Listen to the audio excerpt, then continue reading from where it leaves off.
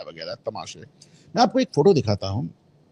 मैंने उस पे उस समय ट्वीट किया था, तो इसलिए मैंने उस पे वाटरमार्क भी लगा दिया था। संभल की जो मस्जिद की जो ओरिजिनल सीढ़ियां थी, तो वो ये ओरिजिनल पिक्चर है ये। अब आप इसका ये ऊपर आपको जो दरवाजा नजर आ रहा है, मैं इसको आपका क्लोजअप दिखाता हूँ। अब आप ये देखें पूरा हिंदू आर्किटेक्चर और उसी हिसाब से बना हुआ है। लेकिन बाद में लोगों ने इसको बदल के क्या कर डाला, बदल के आप देखिए ये एकदम अलग हो गया। हरे रंग का दरवाजा हो गया, वो दरवाजा वो पूरा पत्थर का बना हुआ तोड़ दिया गया, रेलिंग लगा दी गई। आपको मालूम है ये जो जामा मस्जिद थी, अब इसका नाम ASI ने इसको जुमा मस्जिद कर दिया। ASI के पास 1920 से यानी 105 साल से मस्जिद है। अंग्रेज सरकार ने ये मस्जिद ASI को देखभाल के लिए दी थी, पर ASI वहां घुस नहीं सकती। उन्होंने कोर्ट में हलफनामा दिया है कि सब हम जाते हैं तो हमको मार के भगा देते हैं। सोच के देख। तो और अब जा रही ASI, तो अब फाइनली उस पर कब्जा हुआ है, तो अब वो दिखा रहे हैं कि साहब जगह जगह इन्होंने सारे मंदिरों के अवशेष मिटाए हैं, सब खत्म किए। इस रिपोर्ट में भी मंदिर का जिक्र है कि साहब वहां मंदिर के अवशेष मिले हैं। अच्छा, मैं आपको बताऊं कि संभल का हाल इतना बुरा है। मेरी वहां जिला प्रशासन के वरिष्ठ अधिकारियों से बात हुई, मैं उनका नाम नहीं लेना चाहता। हालांकि वहां पे एक डिप्टी SP साहब काफी चर्चित हैं, आपने देखा है।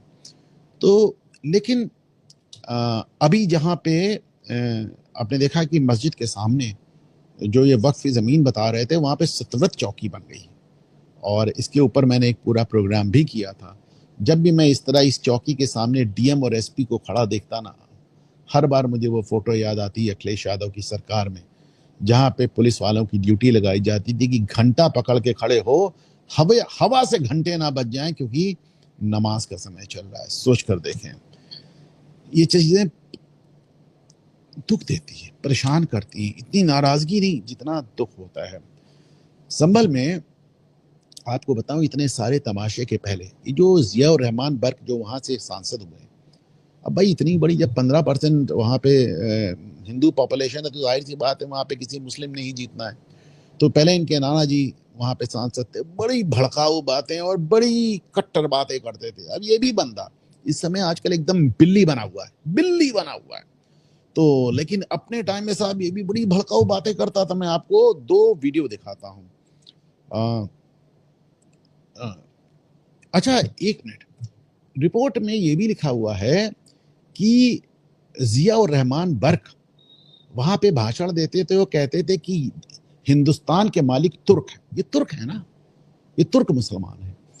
तो जिनको इस बात का यकीन नहीं, मैं आज अपना ट्विटर का एक ट्वीट का एक लिंक यहाँ पे डाल दूंगा, आप देखिएगा। उसमें ये संसद में कहा है जियाउर रहमान ने कि हम ही हिंदुस्तान के मालिक हैं, जो मुसलमान रुक गए वही हिंदुस्तान के मालिक हैं। तो उन्होंने इतना ही नहीं कहा, रिपोर्ट में दिया है कि जियाउर रहमान वहां पे लोग भाषण देते थे, वो कहते थे कि हम हिंदुस्तान के मालिक हैं और हिंदू हमारे गुलाम हैं। अब सोच कर देखें साहब, बंटवारा हो गया, 2 देश काट के मुसलमानों को दे दिए गए, जो बचा है उसमें भी हमको गुलाम बताया जा रहा है। हद है तमाशे की। मैं आपको 2 वीडियो दिखाता हूं, जो ये जो बवाल हुआ ना, इसके पहले के वीडियो हैं। 2024 के लोकसभा चुनाव का वीडियो। एक वीडियो तो है, एक वीडियो इसमें है, एक समाजवादी पार्टी नेता है मोहम्मद उस्मान, पहले उनका वीडियो देखें। उस बुलडोजर को जो रोकने के लिए वोट करें। शाहबुद्दीन अतीक अशरफ मुख्तार की याद करते हुए, उनको ध्यान करते हुए वोट करें। आजम खान पर जो जुल्म हुए हैं, उन जुल्मों को याद करके वोट करें।